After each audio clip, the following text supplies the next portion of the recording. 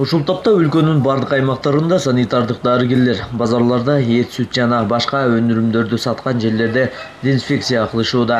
Ошондой эле муниципалдык жана жеке унааларда дезинфекция иштери жүргүзүлгөнү текшерилүүдө. Мындан тышкары көчөлөрдө, коомдук тамактануу жайларында дезинфекцияланууда.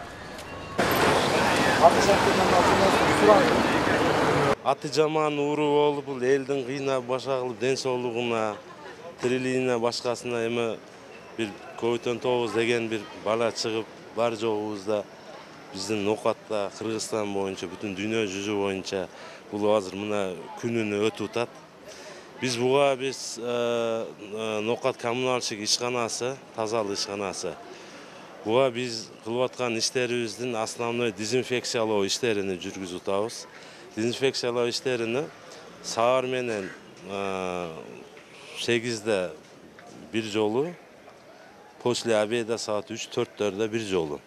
Биздин атайын баягы суу сепкүч, биздин мынабы шаардын ичин жуба турган трактор менен баягы дарыны кошуп туруп, биз полный bir күндө 2 жолдан жасадык. Эми бул карантин чыккандан бул жагына bir күндө 1 жол жасап атабыз. Нокаттын Борбордук көчөсүндө жайгашкан Алымбек чайканасы жугуштуу илдеттин алдын алуу максатында дезинфекциялоо иштерин кызуу жүргүзүүдө. Күн сайын эртең менен кечиндеси илдетке каршы дарылап турат. Андан сырткары эшиктен ар бир кирген кардарын температурасын текшерип, антисептик колдоруна чачып киргизүүдө. Бул ашканада бар жогу так аткарылганда, эшиктен киргенден көрдүңүздөр, кол жуугандан бар жогу бар аралыкты адамдар бул жер кенен жер экен. Адамдар кенен отуруп эле кенен чай ичип чыгып атышат. Аталган чайкана бардык санитардык талаптарды аткарган мыкты ашканалардын бири болуп саналууда. Мында келген кардарлардын көпчүлүгү ыраазы болуп кетишүүдө. Каражаттар жетиштүү бардыгы. Мына немелер бу жерде отурган балдар убагында ушу саатмен келип bir de adamda koyup her gün tekşerip.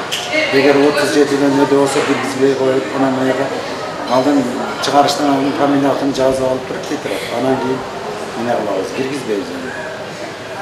Tazalığımız buna özüne gördüğüne şu tazalık bir adam bir yere gelişi üzerinde şimdi kafelerde tazalık gerek birinciden. Dünyada tazalık olsa adamın din sağlığı жақсы.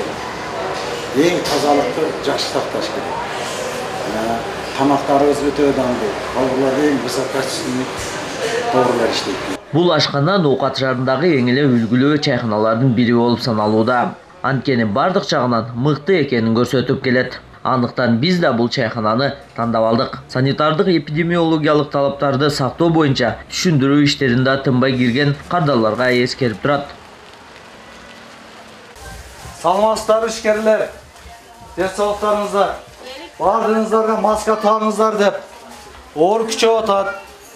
Социалдык аралыктарды сактап, дезинфекция иштерин жүргүзүп, сиздерге дагы жолу кайталап атам. Мына бүгүн уже 3-чү жолу келишим мына сиздергечи. Маска тагыңыздар деп.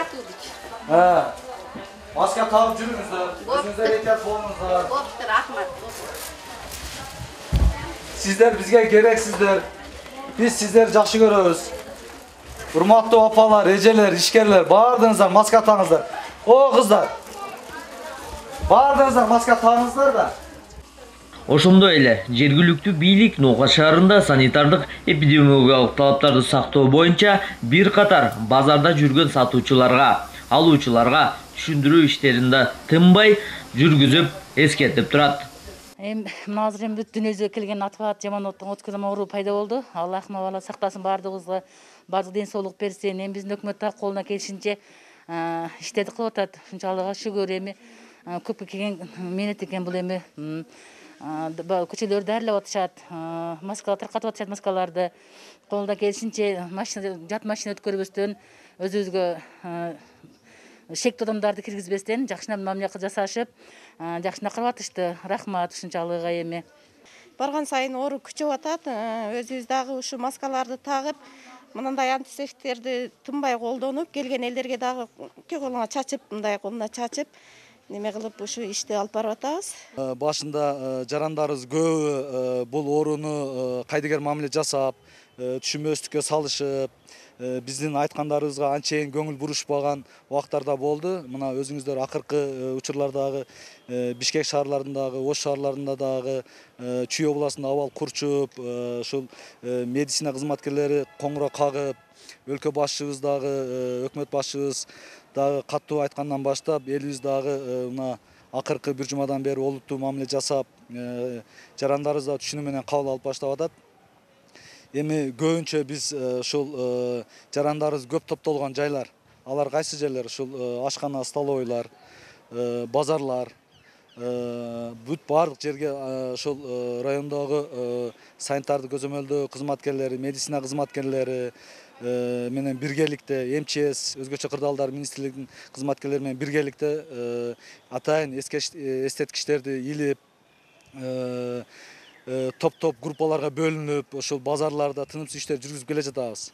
Анан мындан сырткары шаардагы ушул дезинфекция иштерин жүргүзүү боюнча биз ошо өзгөчө кырдаалдар министрлиги, анан өзүбүздүн коммуналдык чарбабыздын техникалардын жардамы менен ушул көчөлөрдү, тротуарларды, базарларды ушул техниканын жардамы менен дезинфекция иштерин жүргүздүк.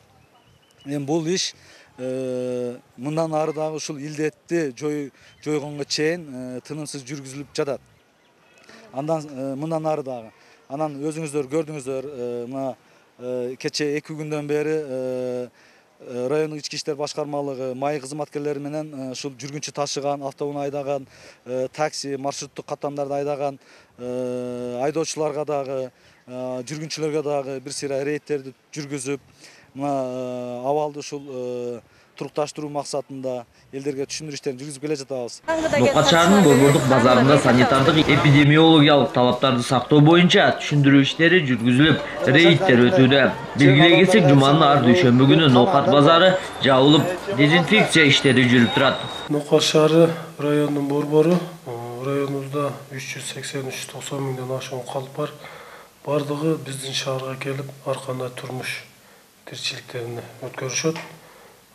Шаарда банк, базар жана ошондой эле мекеме ишканалар бардыгы борбор болгондон кийин шаарда жайгашкандыктан элдин басымдуу катмары шаарда болот да.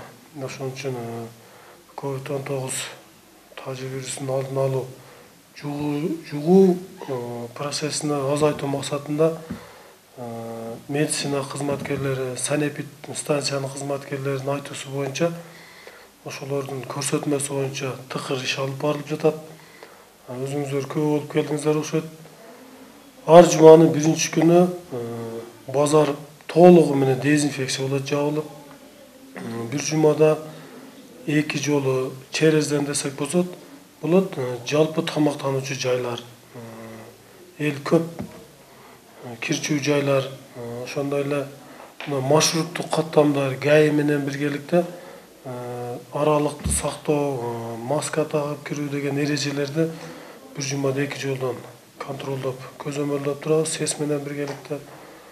Ошондой эле тазалык ишканасы күнүнө эртең менен саат 5тен жумуш башталганга чейин, 8ге чейин шаардын дээрлик банктар, администрация, чоң ишканалар бар көчөлөрдүн бардыгын эртең менен дезинфекциялап чыгышат. Себеби банк, мекеме ишканаларынын алдына элдер көп келет да. Ошон үчүн көчөлөрдүн бардыгын дезинфекция кылышат. Основной райондордон, айыл өкмөттөрдөн келген адамдар көп келген жерлерди, базардын кире бериштерине. Анан кийин жана көрсөңүздөр керек, кире бериште дезинфекцияны туннель жасаттык. Базарга дагы уже 7 точкага жасалып жатат. Бир-экөөсү жасалды. Ушул жумайчы толугу менен базарга кире бериш проходдор ошондо туннелдер коюлуп, адамдарды жанагы вирусту таркатпаш үчүн дезинфекция болуп кирүү үчүн атайын туннелдер жасап жатабыз. Шаардын радиоузил аркылуу дагы элдерге түшүндүрүү иштери тынымсыз айтылып жатат. Маска кийиңиздер, аралыкты сактаңыздар деп медицина тарабынан берилген тапшырмаларды так убагында жеткиришке аракет кылып жатабыз.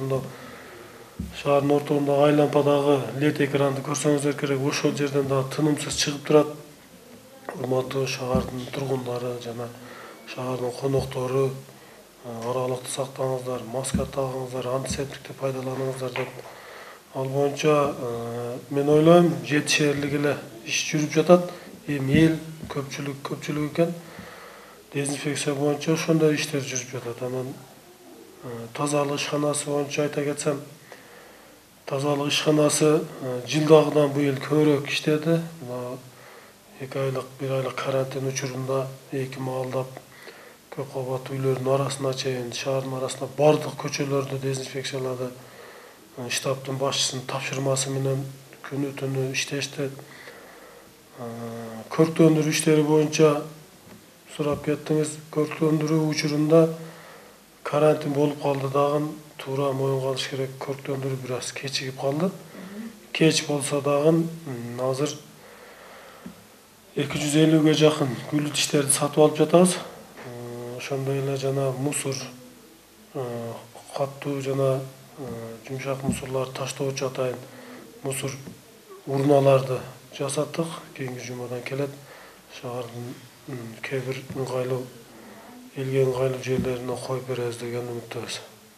Пандемия оорусуна, ошондой эле COVID-19 оорусунун алдын алууда Ноокат шаарынын жергиликтүү бийлиги ар тараптан жашоочуларга колдоо көрсөтүп, илдеттин алдын алууда бир топ иш-аракеттерди жасоодо.